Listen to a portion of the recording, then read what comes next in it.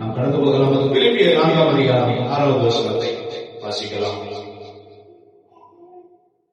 பிலிப்பியர் 4ஆம் அதிகாரம் 6-7 வசனங்களை வாசிக்கலாம்.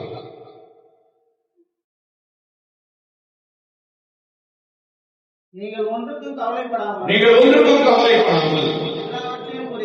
எல்லாவற்றையும் குறித்து உங்கள் விண்ணப்பங்களை ஸ்தோத்திரத்தோடு கூடிய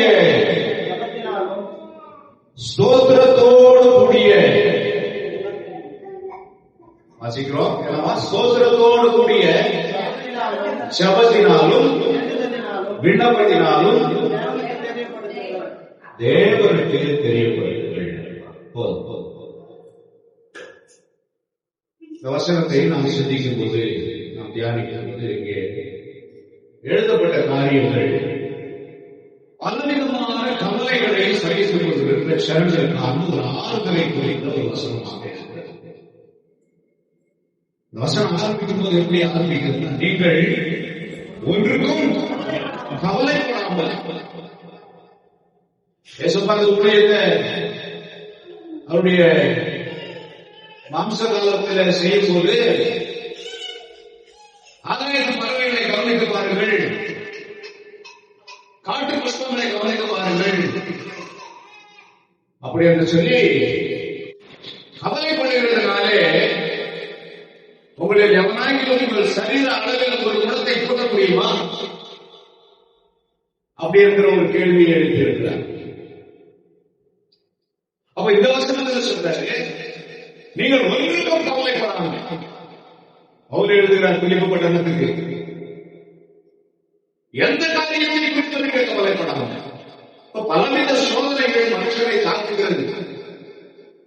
வேறவே சொல்லுகிறது, சோதனையை சகித்துக் கொள்கிற மனுஷன் பாக்கியவான் என்று சொல்லுகிறது. அப்படியான சோதனைகள் உண்டு. இயேசு கிறிஸ்து சிலுவையில் பாடுகளை சகித்துக் கொள்ளும் போல இந்த உலகத்தில் வாழ்கிற நமக்கும் சோதனைகள் உண்டு, பாடுகள் உண்டு. அன்பிற்கு சேஷமும் தேவமெல்லாம் கணக்கு மனதாக இருக்கிற யாவரும் துன்பப்படுவார்கள் என்று எழுதியிருக்கிறது. நீங்கள் அநேக பாடுகளின் வழியாக தேவனுடைய ராஜ்யத்துக்குள்ள பிரவேசிப்பது உங்களுக்கு ஏற்றதாக இருக்கிறது என்று சொல்கிறது.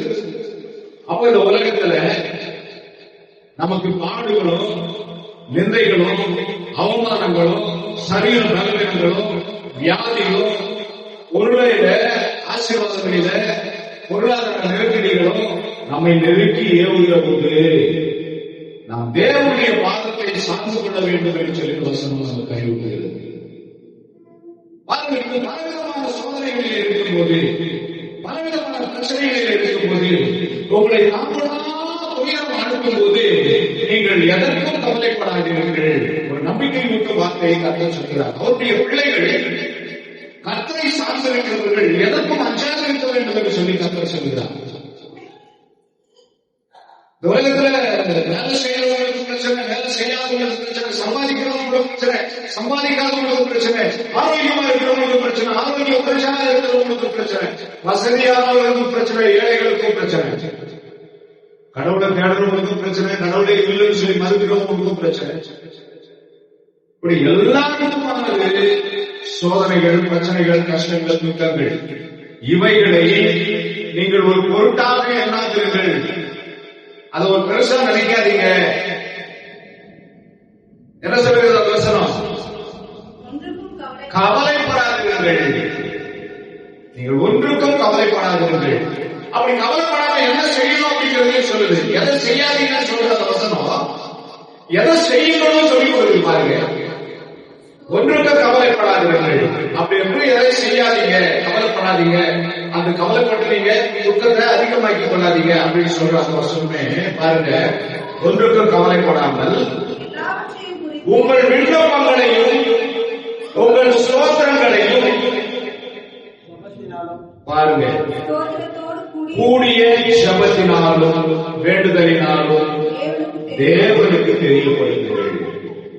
உங்க பிரச்சனையை நீங்களே மனசுல போட்டு குழப்பிக்காம, உங்கள் பாரங்களை நீங்களே சுமந்து கொண்டிராம.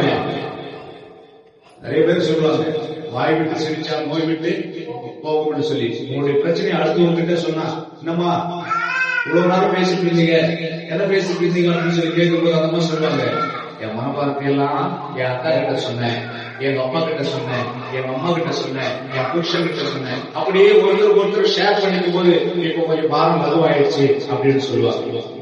மனுஷர்கள் இருக்கிற பிரச்சனையை சொல்லுவதை விட இந்த வேத வசனம் சொல்லுகிறது தேவனிடத்துல சொல்லுங்க.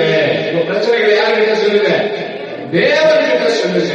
அதை எப்படி சொல்லணுங்கிறதையும் சொல்லுது பாருங்க. நிறைய பேர் இந்த விதத்தை ஃபாலோ பண்றதில்லை. இது ஒரு நாசிக்கிறது. ஒரு பிரச்சனையை ஆண்டவர்கிட்ட நம்ம சொல்லும் போது இப்படிதான் சொல்ல வேண்டும் என்கிறதான நெறிமுறைகள் இருக்கிறது.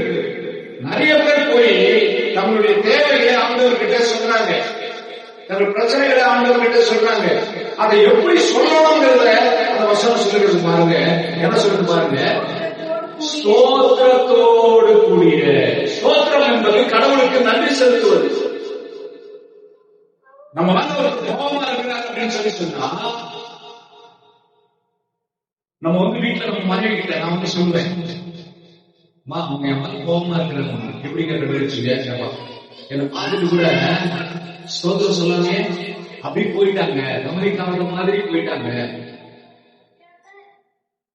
நான் என் மாதிரி கோபம் என்ன பண்ணிடுவேன், அவங்க முகத்தை கொடுத்தீங்க இருந்தாங்க, அவங்க முகத்துக்கு முன்பாக அப்படி சொல்லி ஸ்தோத்திரம் ஏன் அப்படின்னு சொல்லிடுவேன். இது எனக்கு ஆண்டவர் சொல்லி கொடுத்த ஒரு பழக்கம். எவ்வளவு கோபமா இருக்கிறாங்கன்னு தெரியும். தெரிஞ்சுக்கிட்டா அவங்க பார்த்துக்கணும், பார்க்காம போனாலும் நாங்க பண்ண வேணும் அவங்க முன்னாடி போய் ஐயா சொல்லுங்க அப்படின்னு சொல்லிடுவோம். அப்ப என் மனசுல ஒரு பாவம் என்ன ஆகும், நம்ம பேசிட்டோம், அவர் பேசாததுக்கு கடவுள்கிட்ட அவர் தான் என்ன பண்ண போறாரு, கணக்கு கொடுக்க போறாரு. அப்ப இங்க பாருங்க, உங்களுடைய வேண்டுதலை, உங்களுடைய விண்ணப்பத்தை, உங்களுடைய பிரச்சனைகளை நீங்கள் ஆண்டவர்கிட்ட சொல்லும் போது எப்படி சொல்லணுமா, ஸ்தோத்திரத்தோடு சொல்லணும். ஏசாவை சந்திக்க யாக்கோபு போனாரு, வெகுமதிகளோடு போனாரு. சொல்லுங்க, அந்த வெகுமதிகள் ஏசாவுடைய மனதை என்ன பண்ணும், கோபத்தை என்ன பண்ணும், ஆற்றிவிடும், கோபத்தை கடக்க செய்யும். இப்ப நானும் ஆண்டவருக்கு வெகுமதிகள் என்னத்தை கொடுக்கலாம், பணத்தை கொடுக்கலாமா, வலியை செலுத்தலாமா? கொஞ்சம் யோசனை பண்ணி பாருங்க. கர்த்தருடைய நாமத்தை துதிப்பதை தான் அவர் விரும்புகிறார். பலியை இரக்கத்தை விரும்புகிறேன் என்பதுடைய கருத்து அறிந்து கொள்ளுங்கள் சொல்லி சொல்றேன். என்னுடைய கோபம் உங்கள் மேலே எழுப்பாமல் இருக்க வேண்டுமானால் எனக்கு நீங்க ஸ்தோத்திரம் செலுத்துங்க, கர்த்தரை துதியுங்க, கர்த்தருடைய நாமத்தை பிரஸ்தாபமாக்குங்க, கர்த்தரை புகழுங்க. ஒரு அரசனிடத்துல பண்டைய காலங்கள் எல்லாம் ஏதாவது வறுமையை போக்கிக் கொள்ள, மனுஷர்களை சுற்றிக் கொள்ள வேண்டும் என்று சொல்லி போகிற அறிஞர்கள், புலவர்கள் அரசரை புகழ்ந்து பாடி அரசரிடத்திலிருந்து பொன்னையும் பொருளையும் பெற்றுக் கொண்டதாக நம்முடைய சரித்திரங்களிலே, புராணங்களிலே நம்ம வாசிக்கிறோம். அப்படியான அரசனை புகழும் போது அரசன் என்ன பண்றார், வெகுமதிகளை தருகிறார். அறிஞர்களுக்கு, புலவர்களுக்கு, அமைச்சர்களுக்கு வெகுமதிகளை தருகிறார். மனுஷன் புகழ்ச்சியை விரும்புவானே ஆனால் மனுஷனை படைத்த ஆண்டவரும் புகழ்ச்சியை விரும்புகிற தேவனாயிருக்கிறார். ஆமா, நாம ஆண்டவர்கிட்ட ஆண்டவர் புகழாம துணிச்சந்தையோடு கூட ஆண்டவருக்கு கோபமாக இருந்து, ஆண்டவருக்கு விரோதமாக இருந்து ஏதாவது நம்முடைய சபத்திலே நாம் பதிலை பெற்றுக் கொள்ள முடியுமா என்று சொன்னால் அது முடியாது என்றுதான் நான் நினைக்கிறேன். ஆண்டவர் மீது கோபமாக இருக்கும் போது, ஆண்டவருக்கு விரோதமாக நம்முடைய செயல்கள் இருக்கும்போது, ஆண்டவரிடத்திலிருந்து நாம் எந்த ஆசீர்வாதத்தையும் பெற்றுக் கொள்வதற்கான வாய்ப்பில்லை. அப்படியானால் நம்ம பார்க்கிறோம், ஸ்தோத்திரத்தோடு கூடிய ஜெபம், ஸ்தோத்திரத்தோடு கூடிய விண்ணப்பம். ஸ்தோத்திர பலியிடுகிறவன் மகிமைப்படுத்துகிறான். அவனுக்கு என்ன பண்றானா, தேவன் அவருடைய வழியை வெளிப்படுத்துகிற தேவனாயிருக்கிறார், வழியை தெரிவிக்கிற தேவனாயிருக்கிறார். அப்போ நம்ம எந்த பிரச்சனையில் இருந்தாலும், நம்ம எப்படிப்பட்டதான கவலையில் இருந்தாலும், இந்த கவலை எல்லாம் வச்சையும் தூக்கி தூரமா வச்சுட்டு ஆண்டவரை துதித்துக் கொண்டிருப்போம். மத்தேயு சுவிசேஷம் 6ஆம் அதிகாரம் 33வது வசனத்தை வாசிங்க. எல்லாத்துக்கும் தெரிஞ்ச வசனம், நீங்க மறந்துருக்கீங்கன்னு நினைக்கிறேன். முதலாவது தேவனுடைய ராஜ்யத்தை தேடுங்க. அதுக்கு மேல வந்து நீங்க வாசிக்கும் போது என்ன சொல்றாரு பாருங்க, அவரு மேல ஒரு 5-6 வருஷத்துக்கு மேல போங்க. அற்ப விசுவாசிகளே, என்றைக்கு இருந்து நாளைக்கு அதுக்குள்ள போடப்படும் காட்டு புல்லுக்கு தேவன் உறுப்பிக்க வல்லவராயிருக்கிறார். என்ன ஒரு நம்பிக்கையை ஊட்டுறார் அவரு. உள்ள போய் அப்பா கிட்ட தேம்பி தேம்பி தேம்பி அழுதான். எதற்காக தேம்பி அழுதான்? அப்பா இன்னைக்கு ஃபீஸ் கட்டல அப்படின்னு சொல்லி சொன்ன ஸ்கூலை விட்டு வெளியே நிக்க வச்சிருக்காங்க. அப்பா சொன்னாரு, பைத்தியத்தான். எத்தனையோ பேருக்கு, எத்தனையோ குடும்பங்களுக்கு, எத்தனையோ பிள்ளைகளுக்கு எவ்வளவோ உதவிகளை நான் செய்திருக்கிறேன். என் சொந்த பிள்ளை உனக்கு நான் உதவி செய்யாம இருப்பேனா? உன்னுடைய தேவையை நான் அறிந்து கொள்ளாமல் இருப்பேனா? அங்கே எல்லாவற்றையும் தேவனுக்கு தெரியப்படுத்துங்கள் என்று சொல்லக்கூடிய நோக்கம் என்ன அப்படின்னு சொல்லி சொன்னா, நாமும் ஆண்டவரை விட்டு நம்முடைய சுய புத்தியை சார்ந்து சுயத்தினாலேயே நம்முடைய தேவைகளை சந்தித்துக் கொள்ள முடியும் என்கிறதான இருமாப்போ கர்வமோ நமக்கு வரக்கூடாது என்பதற்காக நம் ஆண்டவரை சார்ந்திருக்க வேண்டும் என்று தேவன் விரும்புகிறார். நம்முடைய சுயபலத்தினாலே, நம்முடைய சம்பாத்தியத்தினாலே நம் ஆண்டவருக்கு விரோதமாக செயல்படக்கூடாது என்பதை தேவன் விரும்புகிறார். அதனாலதான் சொன்னாரு, நீங்க ஸ்தோத்திரத்தோடு கூடிய விண்ணப்பத்தோடு நீங்க தேவனுக்கு என்ன பண்ணுங்க, தெரியப்படுத்துங்க. மெசேஜ் அனுப்புங்க ஆண்டவருக்கு. ஆண்டவரை என்னென்ன பிரச்சனைகள் இல்லை, உங்களுக்கு சகலமும் பரிபூர்ணமா இருக்கலாம், அந்த தேவைகள் உங்களுக்கு சந்திக்கப்படலாம், அதற்கான வல்லமையும் தைரியமும் அதற்கான திறமையும் உங்களுக்கு இருக்கலாம். ஆனாலும் திறமையையும் சம்பாதிக்கிறதுக்கான பலனையும் கொடுக்கிற நம்முடைய ஆண்டவருக்கு நன்றி செலுத்தலாம். தவறி விட்டோமானால் அந்த பலனை இமைப்பொழுது இல்லாமல் போகப்படுவார். அவரால் முடியும். ஒருவேளை நம்முடைய பலவீனம், ஒருவேளை நம்முடைய சூழ்நிலைகள் ஒன்றுமே இல்லாத ஜீரோவுக்கு கொண்டு வர முடியும். நான் கடினமாக பாபிலோன் அல்லவா? தாழ விழுந்தார். பெரிய அரசன், பெரிய ஞானி, பெரிய கலைஞர். நான் சரித்திரத்தில் படிச்சிருக்கிறேன். சின்ன பிள்ளையா இருக்கிறேன். பாபிலோனில் தொங்கு தேவ தோட்டம் உலக அதிசயங்களில் ஒன்றாக கருதப்பட்டது. அப்படியான அவருக்கு எவ்வளவு கலைநயம் இருந்திருக்கும் கொஞ்சம் யோசனை பண்ணிப்பார். எவரையும் உயர்த்த கர்த்தராலே சொல்லுங்க. அப்படியே பாருங்க, மார்க் எழுதின சுவிசேஷம்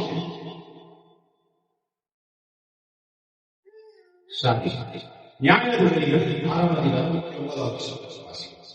நியாயாதிபதிகள் 6ஆம் அதிகாரம்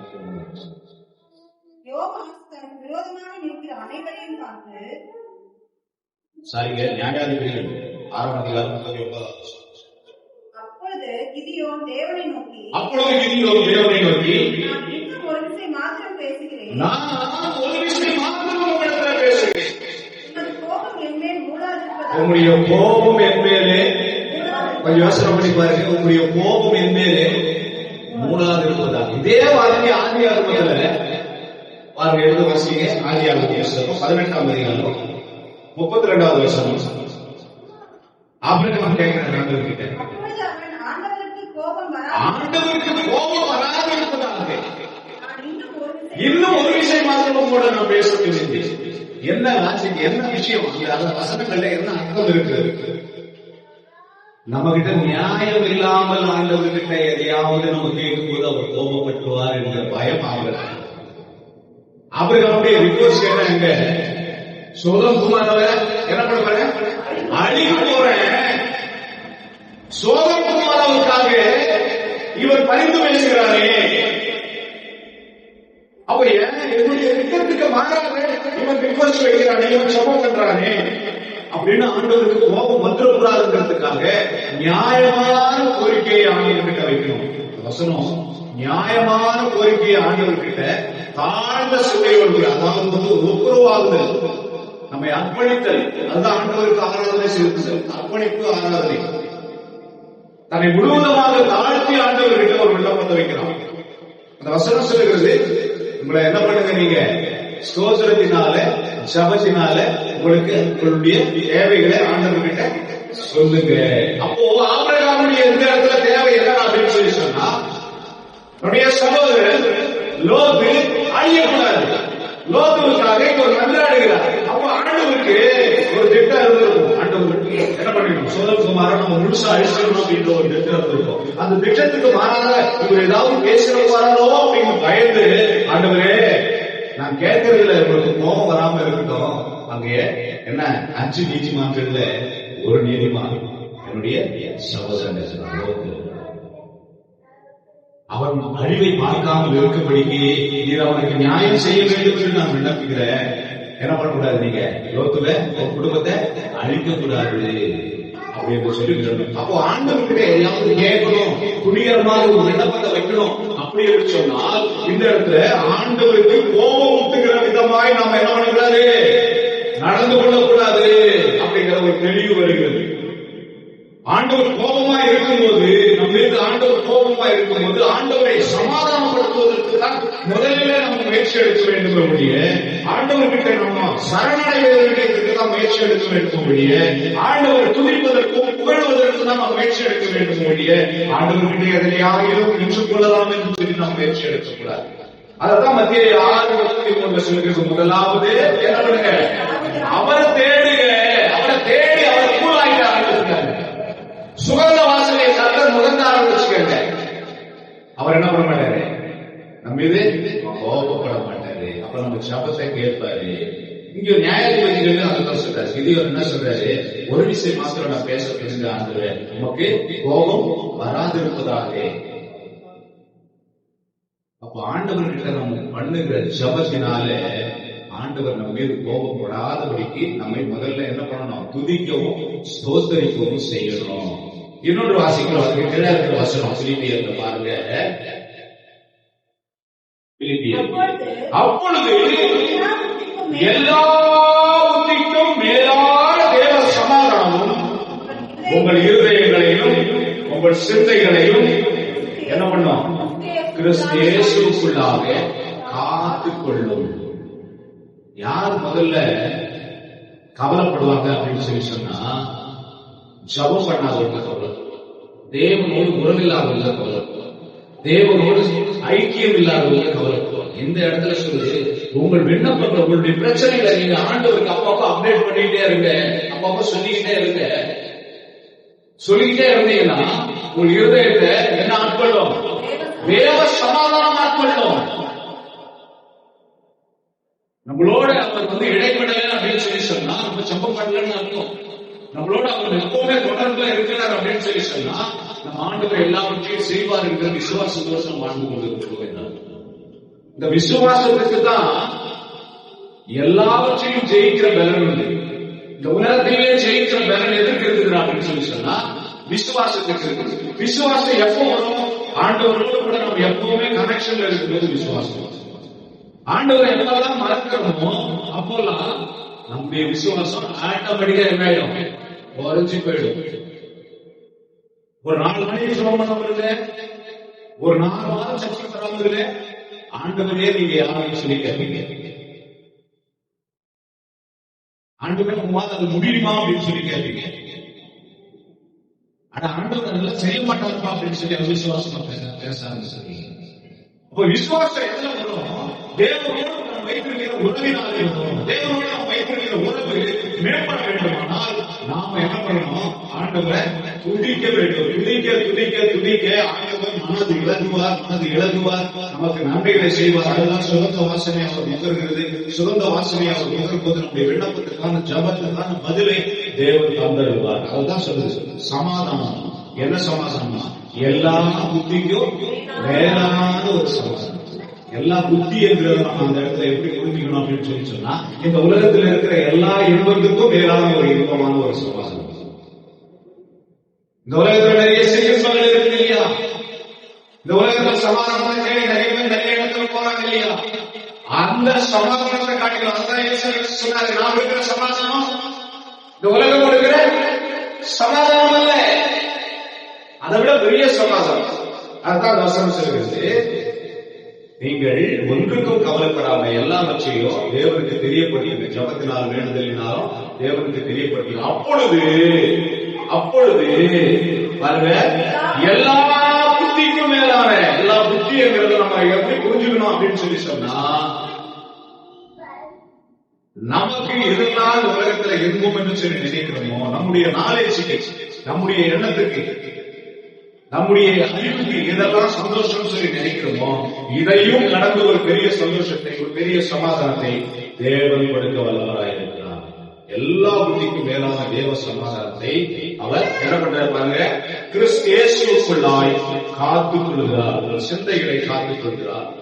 உங்கள் சிந்தைகள் கவலைப்படாதபடி காத்துக் கொள்கிறார். அதனால நம்முடைய ஜெபம் ஸ்தோத்திரத்தோடு கூடிய ஜெபமா இருக்க வேண்டும். எடுத்து நம்மகிட்ட குறை இருக்கும், நம்மகிட்ட பிரச்சனை இருக்கும், தேவனோடு சரியா ஒப்புரவாகாத ஜெபத்தை தேவன் விரும்புவதில்லை. முதல்ல நம்ம ஒருத்தருக்கு ஒப்புரவாகி, தேவனோடு நம்ம ஒப்புரவாகி, தேவனோடு இருக்கிற தொடர்பை நம்ம என்ன பண்ணணும், அதிகப்படுத்திக் கொண்டு நாம் செபிக்கும் போது நம்முடைய ஜெபங்களுக்கு நிச்சயமாக பதில் தரும். நம்முடைய இருதயத்தில் சமாதானம். கர்த்தர் வசனங்களை ஆசீர்வதிப்பார்.